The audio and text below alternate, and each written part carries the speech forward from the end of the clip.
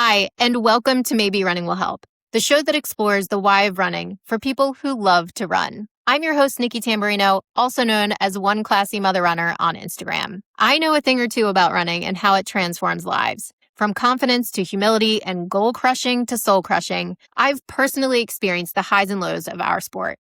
What I've come to realize is that running is about more than performance and PRs, and that's exactly what this show's about. Together, we'll explore the deeper why of running through stories and conversations that inspire, challenge, and connect us. If you love what you're hearing and want to support the show, please leave a review on your favorite platform. Share your review on social media and tag us on Instagram at Maybe Running Will Help to get a free podcast sticker as a thank you. Now, let's get started.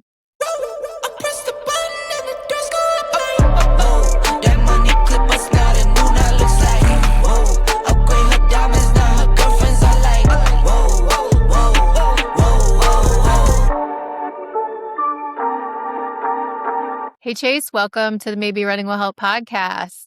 Thank you so much for having me. Excited to be here.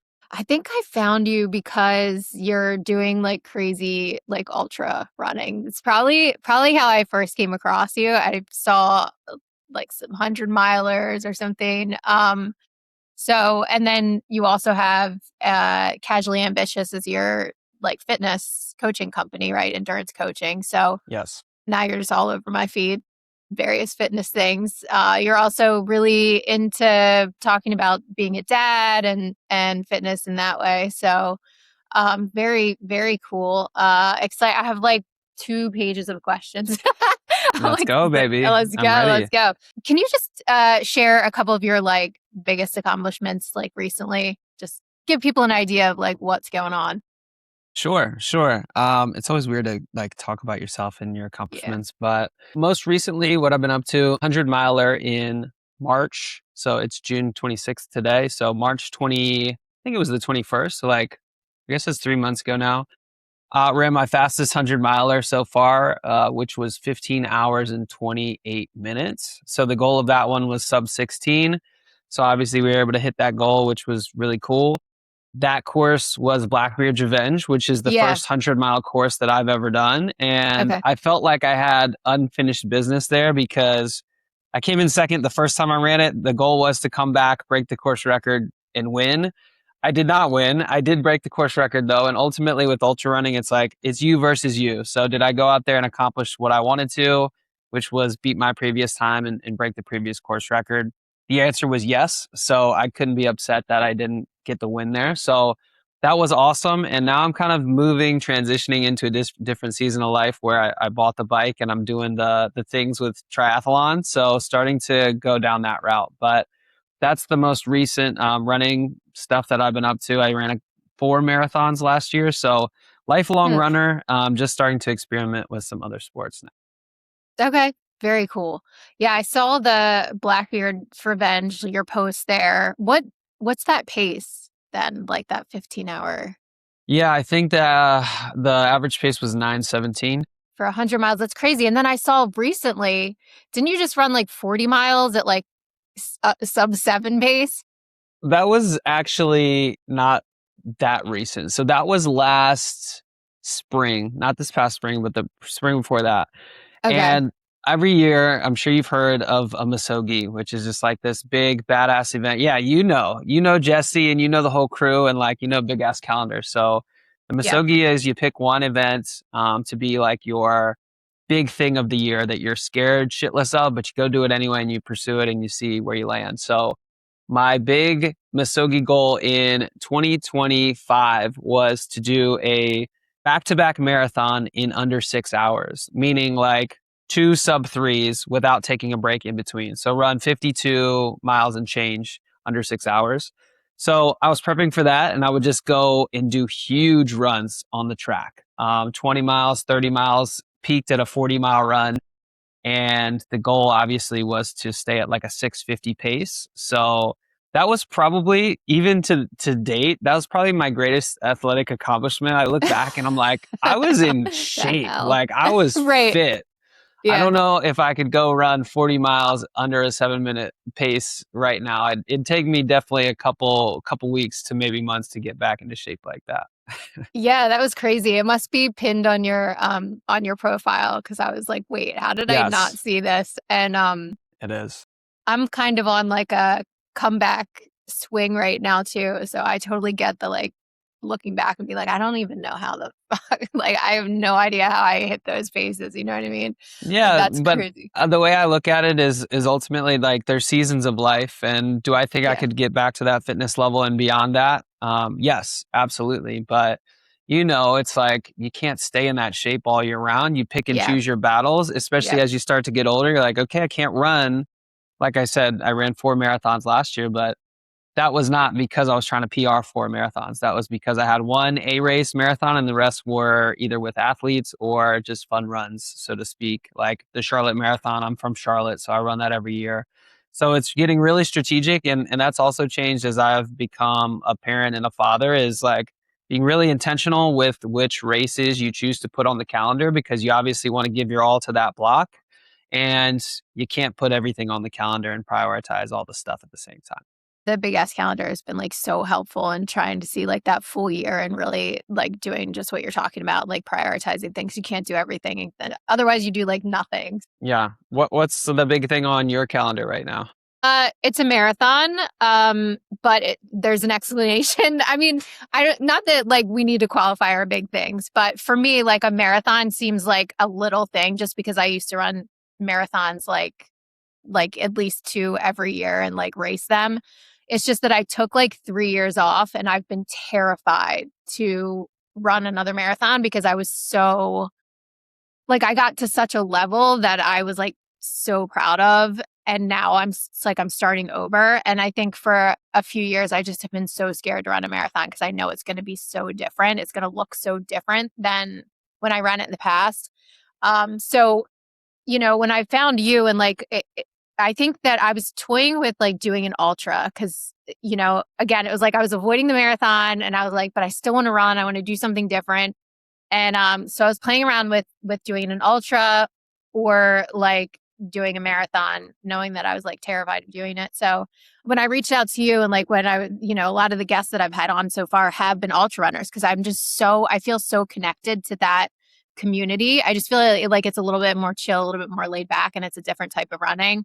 But also through talking to people like you and seeing you guys do just terrifying things and basically picking the thing that you're scared of, I ultimately decided to go for the marathon and just try to work my way back to, the paces that I used to run at. And I know it's going to take a couple years probably to get back there, but like really just being like, well, what is like scaring me the most? And then just kind of like choosing that. So that's Yeah. my big one is Indy. It's in November. So Nice. I think I have 3 athletes running Indy. Great yeah. race. I'd love to run it one day. Very fast course. But kudos to you for choosing the big, scary, hard thing.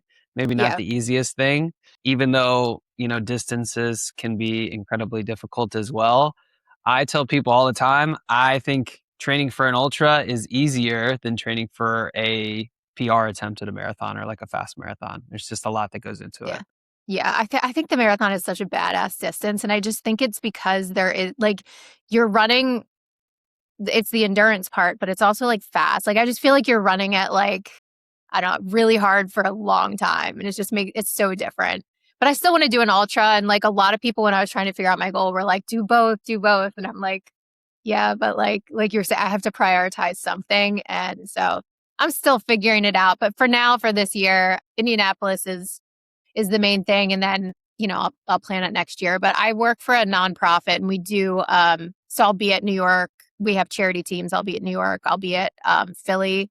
And then I'll be at London next year. So yeah, trying to figure out like, all of that in there too. But what were the 4 marathons that you did last year? So I got to knock 2 majors off my list last year, Chicago and New York. New Wow, you did York, both. I did both, which they're like a month apart, which was Mm-hmm. awesome. New York is now my favorite marathon of all time. I just had such a blast. It's so fun. Chicago, yeah, it is. Chicago Yeah. had magic of its own for sure. I ran Chicago first. That was set to be my A race, the one that I was training to Oh. go really just PR, which would be a sub 244 for me. Mhm. Wasn't able to hit it, just wasn't my day out there, but still had a hell of a race, hell of a time out there. But then went to New York with the idea of like, okay, I don't need a PR, but I'd love to run hard, get a sub 3, and just kind of enjoy the process as well. Ran a 256, ran really well, Mm, and like just had the best yeah. experience just running through the boroughs, places where it's narrow, and they're like, you feel like you're in the Tour de France because they're on both sides, and you're like, oh my gosh, I'm going to run into the spectators, but so Yeah. much adrenaline and energy. So 2 of those knocked out last year, which was great. And then I also ran, Charlotte Marathon, and there's one other one in the beginning of the year. Maybe it was Napa Valley in California Mm, might have been the one. okay. So nice variety in there. Yeah. How did you choose those races? So Napa Valley was our team race. So you did mention Casually Ambitious Yeah. before. So that's my coaching cohort, my coaching program. I primarily work with endurance athletes of longer distances, half marathon, marathon, ultra marathon, things of that nature. But we try to do a team race every single year. So last year it just happened to be Napa. We had a couple athletes out there. I had an athlete running Napa, and I started looking into it. I'm like, this is a beautiful, beautiful course. If you've ever been to Napa Valley, California, you know it's just, you're literally running through the vineyards on both sides, and it's an amazing run. So we got out there and did that. The New York and Chicago, I qualified for Chicago. Again, that was going to be the A. New York, I got in because I was pacing somebody who had a charity bib, and she was able to Okay. get me a charity bib. So I was going to Mm, pace her and do all that. She ended up getting pregnant, and so she was not able to run it, which was amazing because she's pregnant, had her child. But so it altered my plan. So I was like, you know what, let's run hard, let's run a fun race here. And then Charlotte Marathon. I'm from Charlotte, so I just do that you one do every that year, one and every year. that's the Yeah. that's the hometown, just running in my backyard here. So What's Charlotte like? What's the course like? it's a hard course. I Is it? love Charlotte course because it forces you to implement strategy. And for a lot of newer runners, they don't know strategy for a marathon. They're just like, hey, I run for as hard as I can, as long as I can. Right. But it's fun for me to work with newer athletes who are taking on marathon distance for the first time and going into Charlotte, because I'm like, okay, we have to be super strategic. There are areas where you can push, and then there's areas where you have to pull back, or you're going to pay the price at the end of the Hmm. race, and you're not going to be able to push because the last, I don't know, mile and a half, 2 miles of that are relatively gradual inclines. So Perfect. if you don't have the juice at the end, it's going to be the death march Yeah. in. So I would say it's a pretty challenging course, but a great course to learn how to implement strategy on. It's funny. I'm from Baltimore, and our Baltimore course it's so hilly, and I Is it? didn't know. Yeah, when I first, it was the first marathon I ever ran, and that was the one I would run every year, and it was so hilly, but I had no idea there was any other type of marathon. Like and then so I ran Chicago. I think that was maybe the first marathon I ran outside of Baltimore. And I was like, oh my God, what's like, it was flat. I was just like, this is insane. I like just had no idea there were courses with no hills. So that was pretty cool. But so I want to learn definitely more about your casually ambitious, which is, you call it CAPC, right? Yes, Um Kepsi. so how long have you been doing that? Gosh, 2.5 years now, full time. So, just little quick brief background. I was in the media space prior to becoming a coach. So we owned, I like to say, a small boutique little agency. So it was me, my business Mm, partner, and we had 3 employees. So not very big, but like decent. We were growing. I was on the video side. My business partner was on the photo side. We decided to team up in like 2020, and then we wanted to grow to smaller agency size. So did that for many years prior, sold in 2024, early 2024, and went all in on coaching at that point because I was like, this is the thing. This is what I want to mhm. do. I was coaching some athletes on the side, like with Google spreadsheets and just like figuring it Yeah. out because I knew I had the passion. I'd been running a couple years, and I knew that there was a passion there to help other people achieve their goals and to coach a little bit. So I was dabbling in the space, but really quickly I was like, this is the thing. This is what I want to Mm, do with the rest of my life. So basically, I was fired up about hybrid training. I've had a strength background all my life before I got into running. And if you want to lift and you want to run, you want to do all the things, you kind of have to have this other knowledge, which is recovery and nutrition. And also, if you have a community behind you, it's much more sustainable. So, my idea with Casually Ambitious was like, I don't want to just be a run coach and a run program. I want to be all encompassing. I want to provide all these pillars of foundational support, which is strength, running, diet, nutrition, community, and recovery. So Mm, bring all of that under one roof was kind of the idea, and give somebody a comprehensive coaching experience instead of just saying, here's your running plan, go get the miles in. Because a lot of right. the people that work with me and they find me because they're like, oh, he does strength as well. He has a strength background. Yeah. So I help people kind of transition from like CrossFit backgrounds or just straight up strength backgrounds to like, okay, how do we start to implement some of these endurance use cases into your training and develop that over time. So that's kind of how that came to be. So, where did the name Casually Ambitious come from? I bought that domain name probably 6 years ago because I Mm, just thought it was a badass name. hmm. And I was like, maybe this is going to be a clothing brand someday. Okay. Maybe this is going to be something along those lines. Maybe it's going to be nothing. I don't know. But once it came time to actually put the business idea into place with the coaching, I was like, Casually Ambitious kind of makes sense here, and Yeah. just ran with it. And I was sitting with that website in my back pocket. So it was originally, going to be a clothing line. And I was like, you know what? Let me just hold on to this and see what happens. Awesome. Awesome.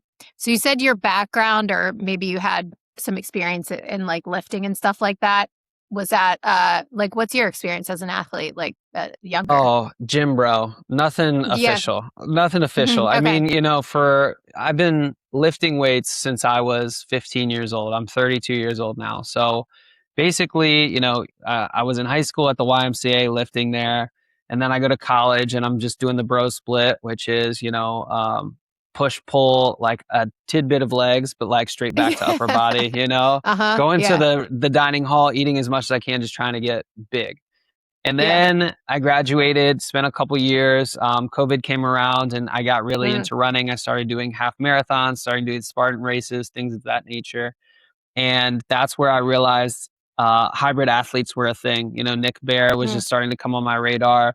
I read the book, The Hybrid Athlete, things of that nature. And I was like, this is where I want to be. I love all aspects of fitness, not just the one thing. And I'm kind of going down that road again with triathlon now, like Yeah. experimenting and getting to have all these new experience in that sense. So it was more of like, how do I bring this all together and bridge this, and not just, become a better runner, but use the strengths that I already have, which are the strength background, to help me in my running, which is ultimately on the endurance side, which allows me to kind of go farther and go longer, I think is where the biggest benefit is. Yeah. So, okay, so you started running like around COVID. What 2018, 2019. Okay. So just before, what was it, what was that like for you, like as you started? I mean, like, you're obviously like fat, like you're fast now, you're running like crazy distances, but what was it like at first? Yeah. Saying fast, it's all relative, right? Because we have friends Yeah. that are like 220, 230 marathoners. Right, You're like, oh right. my Yeah, yeah, gosh, I yeah. can't even imagine. Like, what's your marathon PR? 257. Yeah, like you're very, very, very fast, but like there's just levels to this, and that's the beautiful Yeah. thing about it is like, there's always going to be levels. You're never going to be the best, but you just kind of got to improve on your own times and your own journey. And Yeah. ultimately, if you get caught up with everybody else and what this influencer is doing or what your friend over here is posting on social media, like it's going to drive you bananas. And the best thing I could possibly say to anybody going down this route is like, it's cliche, but it's you versus you. Just worry about your previous best and being able to get a little bit better, 1% better every single day. So, but early on, what that journey looked like for me was, I think I signed up for, like I said, I'm in Charlotte, North Carolina. So I signed up for the Asheville Half Marathon, which is in Asheville, North Carolina. It's in the mountains of North Carolina, if you're not familiar. And I was very similar to you. And like, I didn't know the difference between a flat half marathon and a hilly half Right. marathon in the mountains. So we Yeah. go up there and I'm like, I think I can hold like a 7:15, 7:30 pace for this half marathon. Just get out there, get humbled, get my ass kicked. And Right. I think that's everybody's first experience, Yeah. right? Yeah. It Yeah. is just like, whoa, welcome to the sport. And it doesn't go at all how you think it's going to go. But Yeah. you get a little bit of the bug and you're like, okay, that kicks my ass, but in a good Right. way. And then you get Hmm. fired up and you sign up for the next one and sign up for the next one. So it was a bunch of just half marathons, 10Ks and stuff at first, Spartan races here and there. And then I remember distinctly finishing a half marathon. I looked at my wife and I was like, yeah, I don't think I ever have the desire to run a full. Like, I'm good. I No don't way. need to. Yeah. Yeah. And 2 years later, little did I know I'd be running 100 miles. So never say never is what I'll Yeah. say in that regard. Yeah. Were you, when you first started, like, what was your, I mean, did you have a plan or did you just kind of, like, when I first started, like, I didn't hydrate, I didn't fuel, I didn't know anything. I just went out and I would go run miles. Like, did you kind of learn that as started picking up the sport? Like, what was it? Or did you already know you needed to do that stuff? No, absolutely not. I didn't know what the hell I was doing. I mean, I Right. remember strategically going out without water and without Right. fuel, thinking Yep. I'm going to be harder for this Yes. on Yeah. the other side because Same. I'm Yeah. depleting myself. Right. When now on the other side of that, in reality, you're like, gosh, you were leaving so much on the table. Like, Yep. you're limiting your potential so much by not setting yourself up for success on these runs. So early on, no, I was stubborn and I wasn't even necessarily looking to educate myself with more information. I just knew that I liked running. I knew that I liked doing hard things. And I was like, the only way to get better is just to keep doing it and figure it out Yeah. as you go, which is Yeah. obviously not the case, but I was naive to the coaching and all of that back then. Yeah. Did you have a coach ever, or have you always So kind of coached yourself? at that stage, I had not even looked into a coach. I was like, why do I need a coach? I'm just running half marathons, trying to improve in that regard. I don't even know if people have coaches for this. Hmm. Shortly after that, like 2021, 2022, 2023, somewhere in the mix there, I learned about ultra running. I believe Hmm. my introduction to that was, again, this is going to be cliche as hell, but I think it was David Goggins. I think it was Can't Hurt Me is where I read Hmm. that book. And I was like, oh, what is this? Got Yeah. intrigued, started to do some research and learned like, oh, there's a whole ultra community of people that are crazy that run 100 miles. Like pretty often there's a good amount of races around. So I decided that before running a marathon or anything like that, I'd run a half was the longest. I was like, you know what? I want to run 100 miles. I want to see if I'm capable of running 100 miles. Wait, from a So, half to 100? yes, yes. And during the 100 build, the first one, I did run a couple marathons just as training runs to lead into it, but didn't do any speed work, just kind of used them as distance training runs leading into the 100. But when I signed up for that 100, that was when I made basically a turn into, okay, I don't want to just do this anymore. Like I want to do it to the best of my ability. Like if I'm going to do it, I want to compete. I want to be the best version of myself in this. And I can't do that without this knowledge that somebody else who is a couple steps ahead of me is going to be. I don't necessarily need the guru who's been doing it 20 years, but I want somebody who's like 2-3 years ahead of me that's done this and then can show me, how exactly to do it and best use cases to limit my trial and error and some of the pain that's going to come along with figuring this out on my own. If you haven't heard, Charm City Run has a fresh new look, and we are so excited to share it with you. For 24 years, Charm City Run has been serving runners and walkers across Maryland and Delaware, and we're just getting started. Whether you're just starting out or chasing a PR, we've got everything you need across our 7 retail locations. Stop in for a free expert shoe fitting, browse our fabulous apparel, and let our team help you find your perfect run. But Charm City Run has always been more than a store. It's a community. This summer, our training groups are kicking off, and we'd love for you to join us. From 5K programs to half and full marathon training, there's a group for every goal and every pace. With summer running in full swing, Charm City Run has some of the best finish lines around. Check out their races at charmcityrun.com/race. Whether you're looking for your first 5K or your 100th race, they've got a race to work towards. Head to charmcityrun.com to find your nearest location, register for a training group, or sign up for a race. We'll see you out there. So you ran a half and then you you, during the course of training for 100 milers, ran some marathons. Yes. What was the first 100 miler that you ran? Blackbeards. So that was the full circle moment for me. Is in 2023 I ran Blackbeard's Revenge for the first time, Okay. and I trained with my coach for, I believe we worked for 9 months together leading into that. And I never told her, but I told her I wanted to compete, but in my head I'm like, I'm going to win this. I don't know if I can cuss on here, but Yeah, I'm you gonna can. win this thing. I'm gonna win this Mm-hmm. motherfucker is what I would tell myself every single day. Yeah. Like I would just go out, have a long ass run, not really much speed work in there, just go run long every single day. And I was like, I'm gonna win this motherfucker. I'm gonna show up and do something special.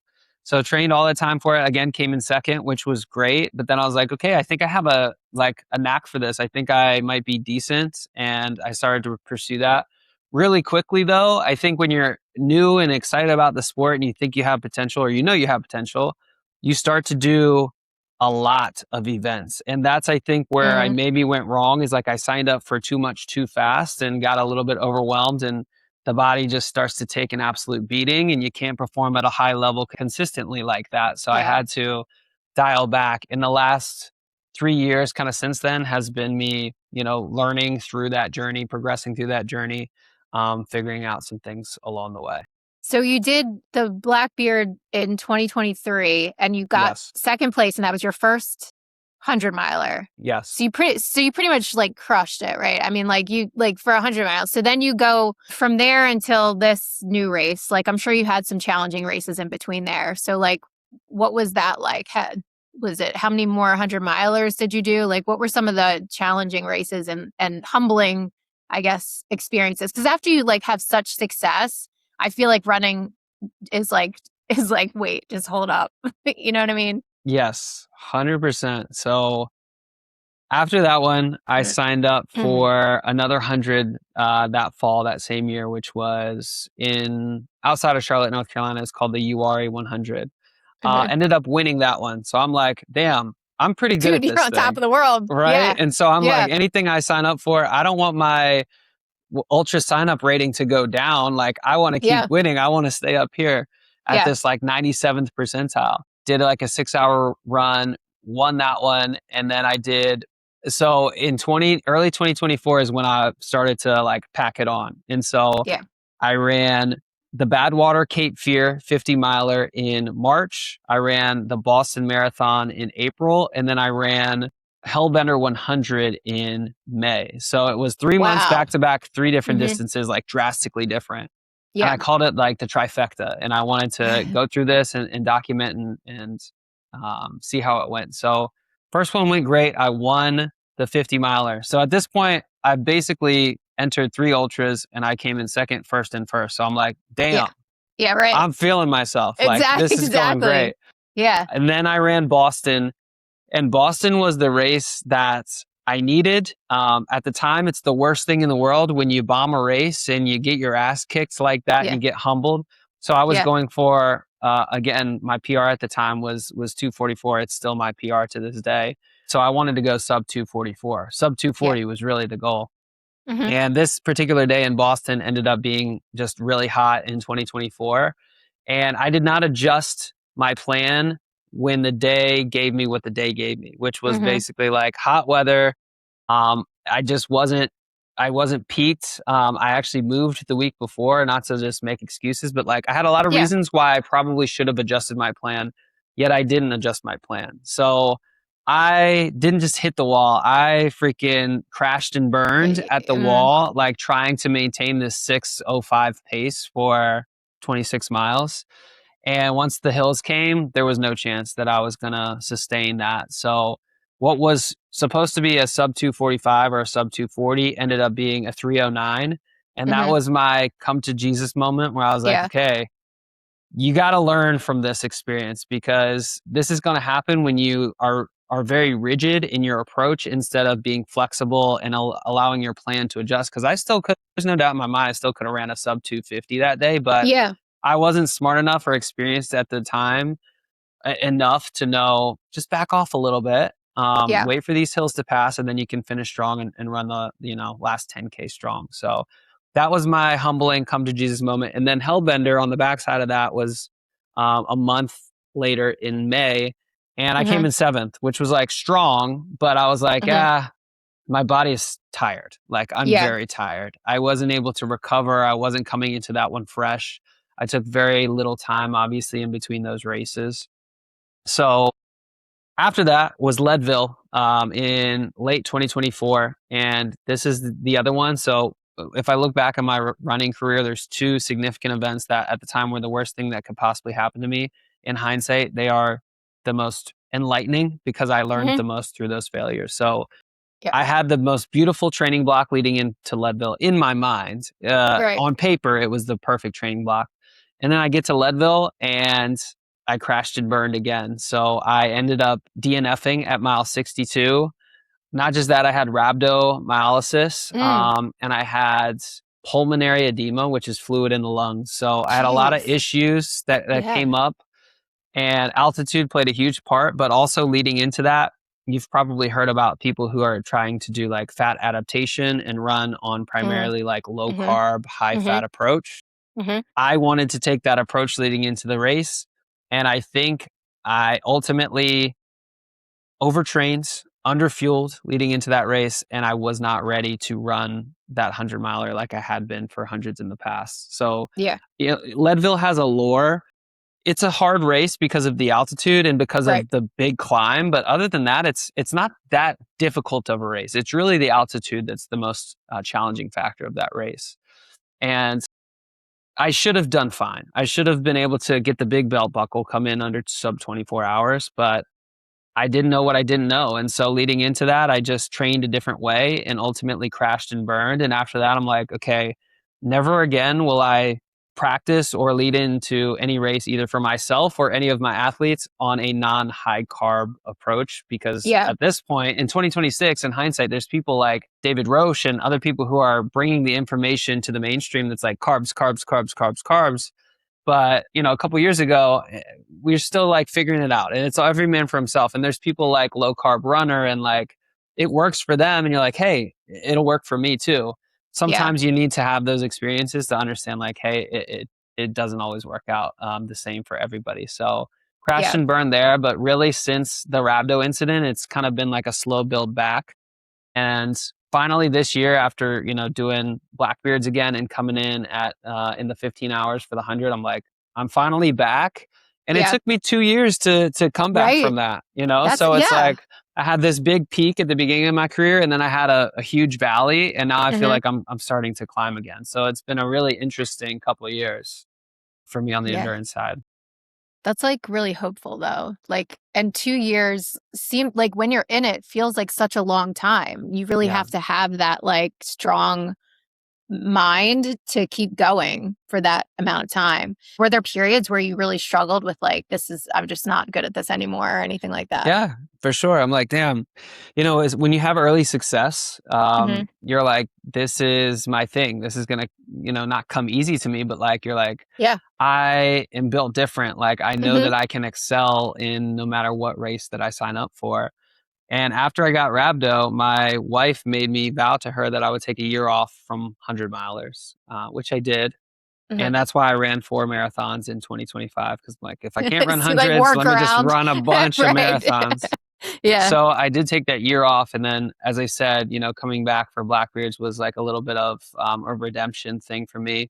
I still do have a itch to have redemption in Leadville, so I'll keep, you know, applying and trying to get back in there until I get accepted back into the lottery or have a sponsor plug me in, or however we're going to get back. We're going to get back there one day and finish what we started there. But yeah, it was an incredibly humbling year to 18 months of just grinding. Like, I didn't work out for 50 days after I got rhabdo, which for people like you and me that, you know, are running every single day or whatever, like that's a long time.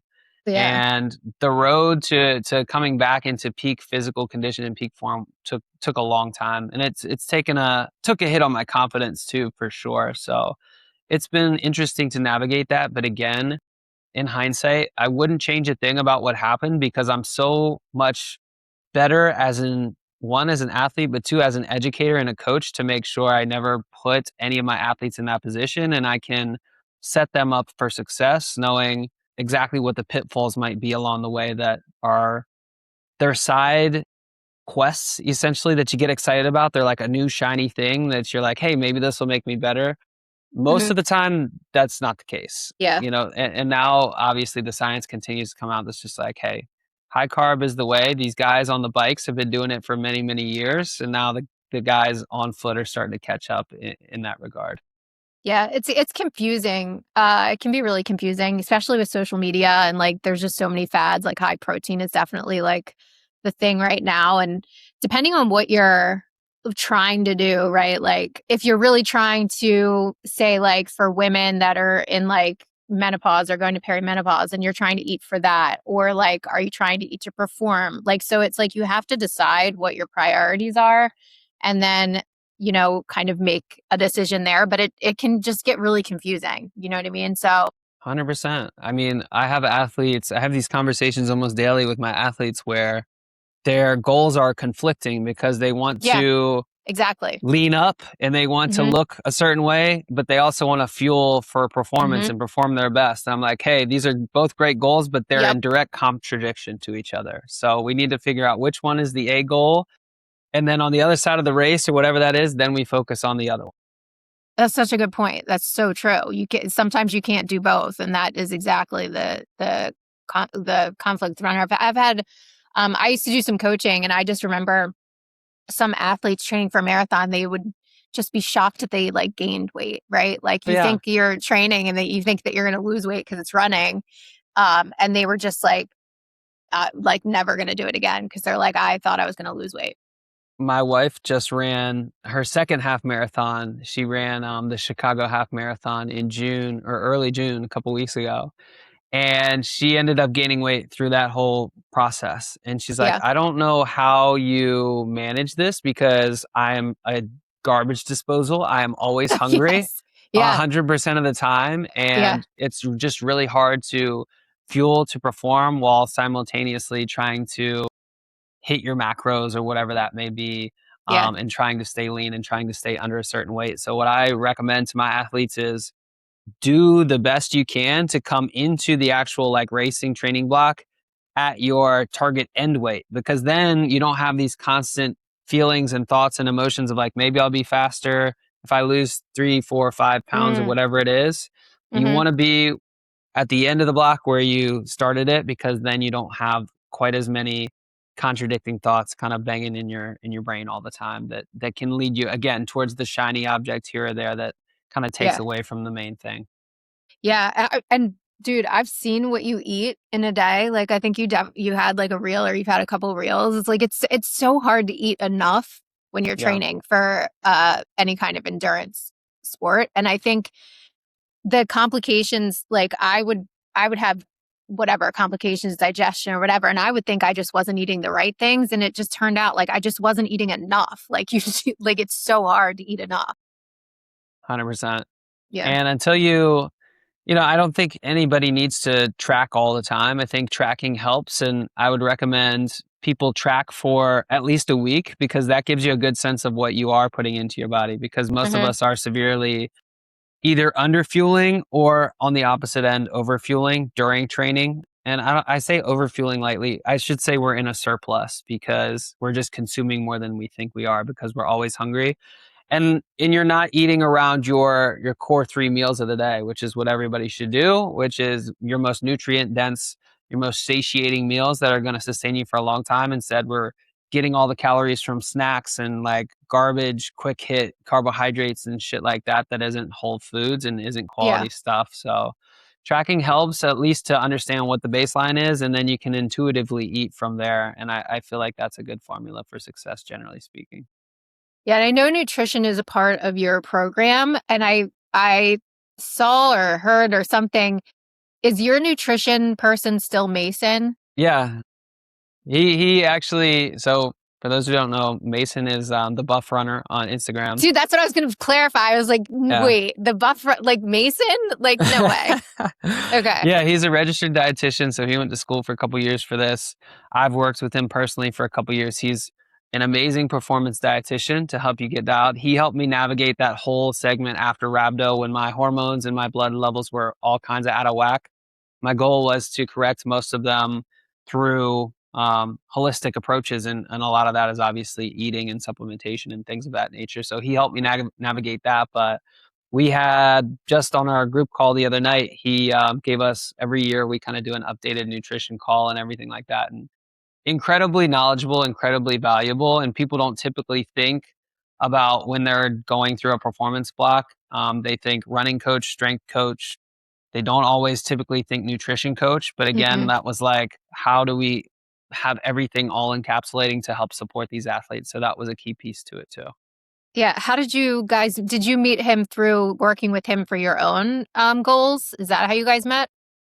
Yes, so he's a content creator. He's been creating content for a couple years now. So I think Hmm. I had followed him, or we had followed each other because of that. And then I reached out once I learned that he was a dietitian to help me navigate my struggles. And then I was like, you know what, this makes a lot of sense because I needed an expert, and that's where I try to fill the gaps in the group. Is I don't know everything. I certainly Yeah. am not an expert in all these different fields. So I need to bring in experts of other fields, like a registered dietitian, to be able to guide the athletes. And I like to say I'm the 80/20 on the nutrition. Like I know enough to be dangerous, but if you really want to get into the weeds and learn about micronutrients and supplementation and best practices in that sense, I can give you recommendations, but Mason knows. So like he literally went to school for this, has studied this, and he has worked with a lot of these supplement companies, which is an even bigger benefit because he knows the Yeah. ones that are quality and the Hmm. ones that are like all the same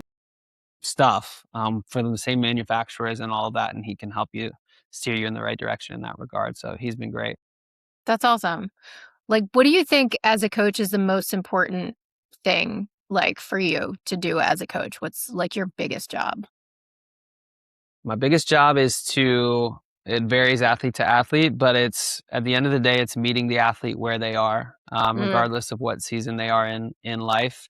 Because sometimes an athlete needs a solid kick in the ass. They need somebody to be a little bit hard on Yes. them, right? Right. And it's sometimes hard to do that, but you have to understand when those situations are when they're making more excuses than they are Mm. executing, Hmm. and it's tough love. And sometimes they just need guidance and emotional support. Mm. Sometimes it's almost like Sometimes, yeah. therapy sessions, right? And you'll see them start to thrive just because they have a shoulder to lean on and somebody to talk through some of these things with. And sometimes they're training related, sometimes they're personal. That's just the nature of being a coach, is you have to wear a lot of hats.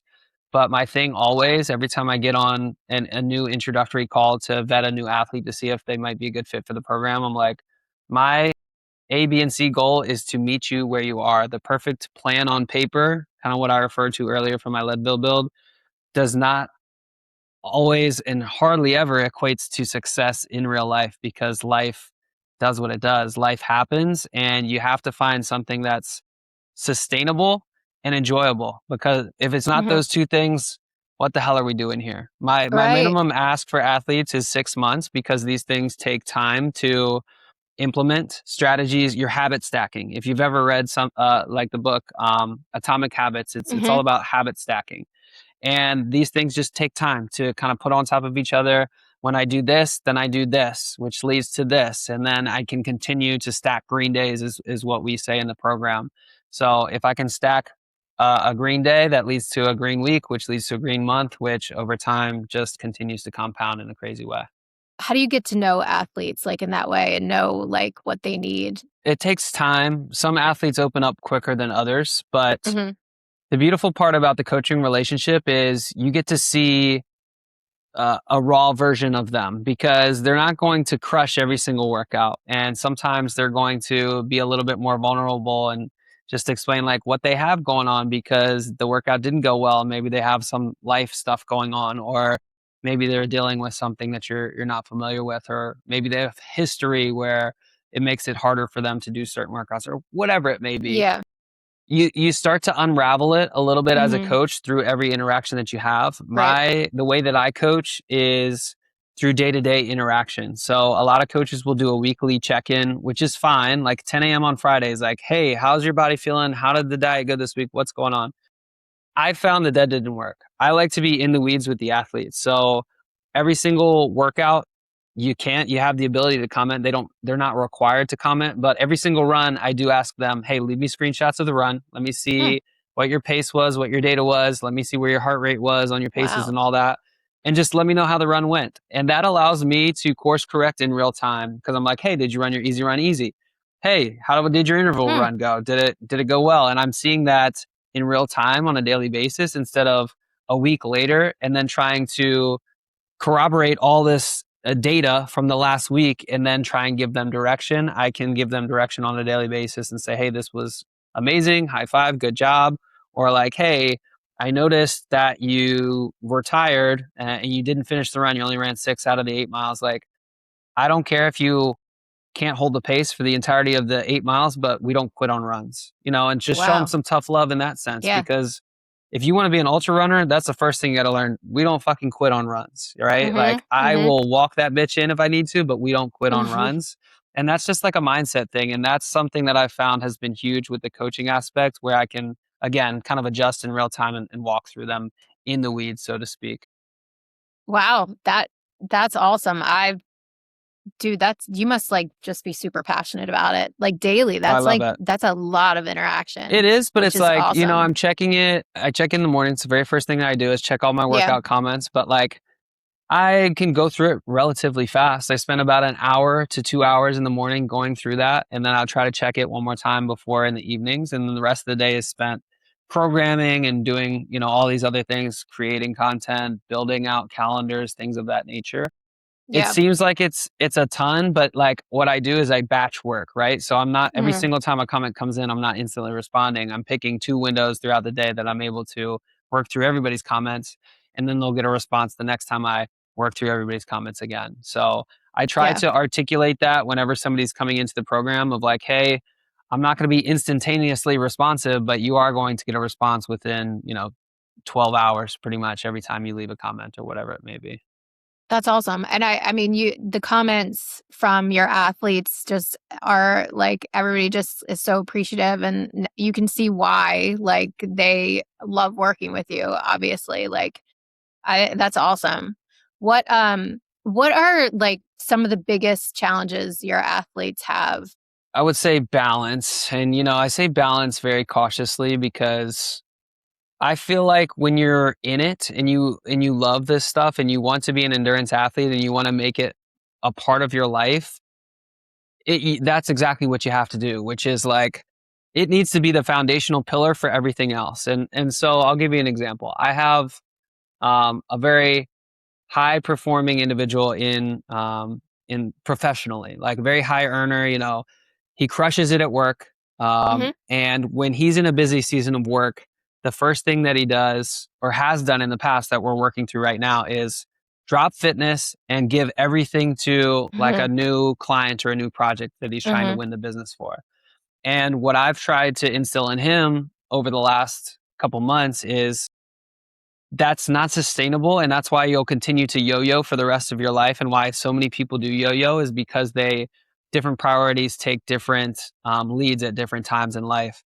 When fitness is the core and the anchor of everything else, it allows you to be your best in other areas. And maybe, one certain day you might lose a little bit of time because you're taking that hour for yourself in the morning, but you're not going to burn out on the projects because you are getting that release in the morning. You're breaking the sweat. You're having that anchor, that 1 hour of you, and then you can go tackle the rest of the world and be Superman and do what you need to do. But every single day, I feel like you have to have that time for you in order to be your best for both your work life, your personal life, your kids, your family, whatever that may be. And it needs to be a sustainable thing. And so it's not going hard as hell, cutting out alcohol, getting a green day every single day for 6 months. It's how do I integrate this into every day? How can I sustain this so that I can go 90% on workouts for the next 6 months or 6 years, essentially, and make it something sustainable that I also enjoy? Because if the joy's not there, that's where the burnout comes. That's where the frustration comes. That's where I'm not making any progress comes. It has Yeah. to be fun, and that goes back to how do I meet the athletes where they are and programming something accordingly. In terms of you have your running, whatever schedule, and then you have your lifting and your nutrition. and your recovery, right? Those are the kind of like the 4 things that you focus on. Yes. Of those things, is there one particular area that athletes seem to struggle with the most? It's the little stuff. The little stuff is Yeah. what people always struggle with the most because they feel like if they do the big stuff right, then it's going to basically offset the little stuff. But the little stuff is oftentimes the most important. Like nutrition, for example, if you're not fueling the engine, everything is going to fall to pieces. Same Yeah. kind of thing with recovery. We all take recovery for granted, but Yeah, that's where I would feel like, yeah. you're an elite runner. You're elite enough to know if you don't do the recovery piece or you neglect that for a season, it's going to come back to bite you in a big way. And it's more so attacking, being proactive and attacking. If something does come to a head or start to appear, a little niggle here or there, whatever, how do we attack it with a vengeance so that we basically kill it before it actually becomes an issue, before it becomes runner's knee, or before it becomes shin splints or whatever that may be, which is a lot of what we're dealing with newer runners and things of that Yeah. nature, or something more complicated down the road. Are there certain things that you tell newer athletes to help them reduce the risk of, things like shin splints or like little injuries? Like, are there any tips that you give newer athletes? Well, that's one of the reasons I ask for a 6-month minimum, basically, to Hmm. work with an athlete. Even if their marathon is 4 or 5 months away, I'm like, hey, we do 6 months or we don't do anything, because I need to base build. Especially Hmm. for a newer runner that doesn't have the base that we want, where we can go into running 30, 40, 50 miles a week. We got to get up to that. And to get Yeah. up to that in a smart, sustainable way, we have to do it slow, slow, slow, slow, slow Okay. Yeah. stacked. So the gradual build The is gradual really the build, key. it's tried and true. And sometimes Yeah. people get frustrated with me because they're like, hey, I feel like, for example, I have an athlete right now who's trying to go sub 245 in New York. And I think he's highly capable, but he's also like, hey, I want to run 6 or 7 days a week right now. And I'm like, well, we're, upwards of 120 to 130 days out right now. I don't think it's worth the risk to have you run 6 or 7 days a week based off the benefit that we're going to get, because he just ran his first half marathon for the first time. This will be his first full marathon. So He's I'm going like, hey, 245 for his so first. Oh, yeah, so, wow. like, he's an incredible athlete. He just Hmm. doesn't have Yeah. he ran in college, but at a shorter distance. So Gotcha. he's never run this type of distance before. So I'm Hmm. like, okay, we're gonna get to the big miles are Yeah. coming, but I want to make sure that the base is there so that when we get into these big weeks, your body doesn't break down. You're like, Right. dude, I can't do the long run this week because my shin is acting up and I've got, something going on with my posterior tib, or I Hmm. got runner's knee, I got IT band issues, whatever the case may be. So it's probably stacking sustainably for a couple months, and that's why 6 months works so beautifully, because I can spend those first 3 months working on strength and base building, and I can use Hmm. those next 3 months as really specific intentional work towards whatever the target is. Yeah, that makes so much sense. And I think people forget, like, you think you need to go hard. I mean, I feel like we know that you don't need to do this, but it feels like we do, like to go hard all the time, or like you need to keep up that momentum or you're going to like lose it. When like there have been plenty of races where I've peaked before the actual race and then you're just like fucked. Like you hit that, like, so that's why like I think coaching and like the stuff that you're doing, it's so important and it's so beneficial even to runners who have experience, because there are so many things that I like know, but I also need somebody to like tell me or like remind me. 100%. Yeah. 100%. It's kind of, going through this whole triathlon experience now and gearing up for 70.3. I'm getting to be a beginner again, and I'm getting Yeah. to remember what it feels like to work with a Hmm. coach for the first time. Because yes, I've had running coaches in the past, but now I'm working with a triathlon coach, and he's reminding me of like, do the little shit right. The little stuff is what makes the big stuff big, and why it Hmm. allows you to move the needle and go up and to the right instead of this right here, a little bit up, a little, like, a lot down, things of that Right. nature. Hmm. Smooth, sustainable growth comes from doing the little things right. And so just to even though you know it, Hmm. it's reassuring and it's reaffirming to Hmm. just see in the coaching notes like, hey, make sure you're running your easy run at, a very easy pace, for example, is a great one that everybody can relate to. Things of that nature that a lot of runners, they'll come in new to the program and their faster paces. I always ask them, what's your fast pace? What's your slow pace? Fast pace, let's say they'll write like 7:30. So maybe they can run a mile or two at 7:30 and they're running their fast paces at 8-minute miles and they're very fastest they can go is 7:30 for 2 miles. I'm like, your easy pace should probably be closer to like 10:30 than 8. If we're being Yeah. realistic, And right? you don't think it, like, especially as a new runner, you just don't, that doesn't, like, you don't think that. Right. And they'll try to go that slow and they'll be like, I can't do this. How do I even go this slow? I'm like, Right. put on a podcast, put on, Yeah. a metronome or put on an audiobook and zone out. Don't think about the run. Just go easy. Like, I'm a 2:44 marathoner, which is not elite, but it's relatively fast. And my easy runs are always 9 and slower. Yes. Because I love it. I'm treating them like recoveries. Like they're not taxing me. If there's strides thrown in, great. That's an opportunity to work on, cadence and whatnot. But generally speaking, for a nice aerobic run, I'm like, yeah, dude, let's just cruise at 10-minute pace and push the baby stroller if I want to take my son with me or whatever that looks like. Yeah, I think that's my favorite thing that I like actually finally like got drilled into my head is like easy runs easy.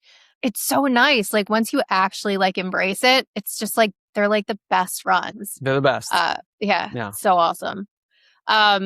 Well, it was great to talk to you, learn a little bit about your program and you as an athlete. Really excited to see what you do with your triathlon. Where are you guys? What's your marathon for your group this year or next year? Or where are you guys? It's actually coming up next month. Indy would be a great one, but it's called 24 Hours of Booty, which sounds scandalous. It's not. There's this loop in Charlotte called the Booty Loop that cyclists do. And there's this big fundraising event in Charlotte called 24 Hours of Booty. They have recently opened it up to runners. So we're able to run for 24 hours if we want to. So the team event this year is 7 p.m. is the start to 7 p.m. the next day.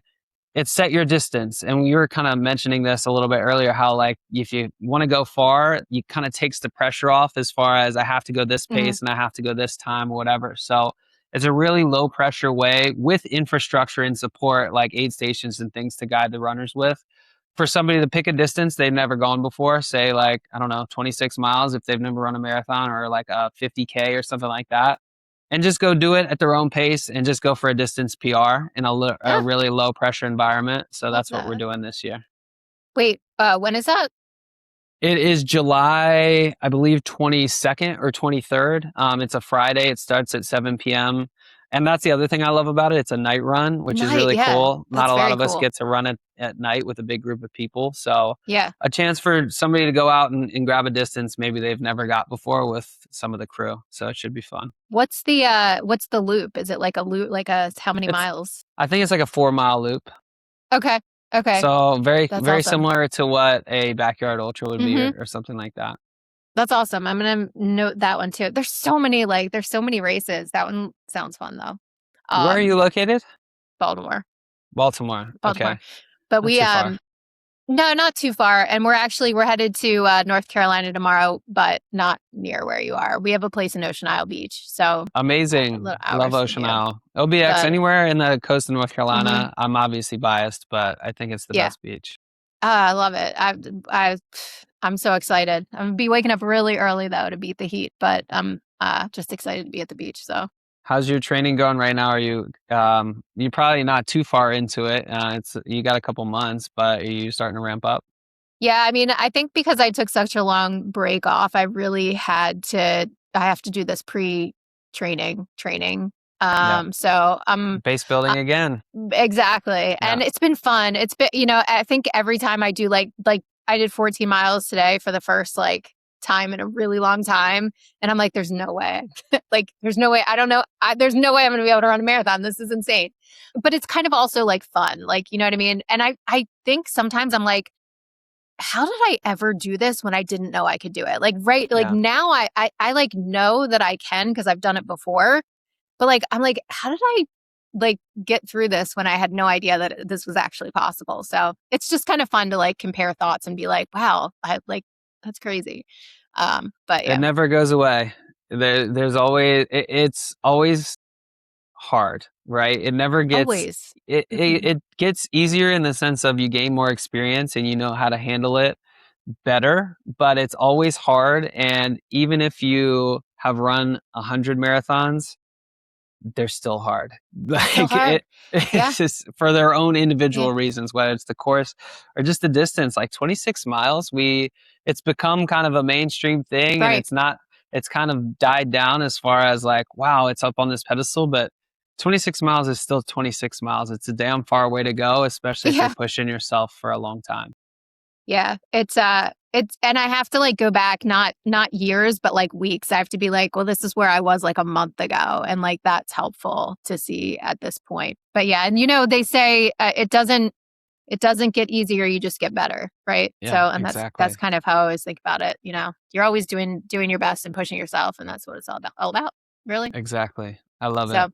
Nikki, yeah, thank you so much for yeah, having me. Appreciate you. yeah. It's great to meet you, and maybe I'll see you at one of these races coming up. Yeah, I'd love to. Thanks so All right. much. Yep. All right, Chase. See you later. Bye-bye. Bye. And that's a wrap on today's episode of Maybe Running Will Help. Thank you so much for tuning in. If you enjoyed this episode, please take a moment to subscribe, rate, and review the podcast. It helps us reach more listeners just like you. And don't forget to share this episode with a friend who might need a little inspiration to get moving. Until next time, keep running, keep inspiring, and keep sharing how maybe running will help. Have a great run, everybody.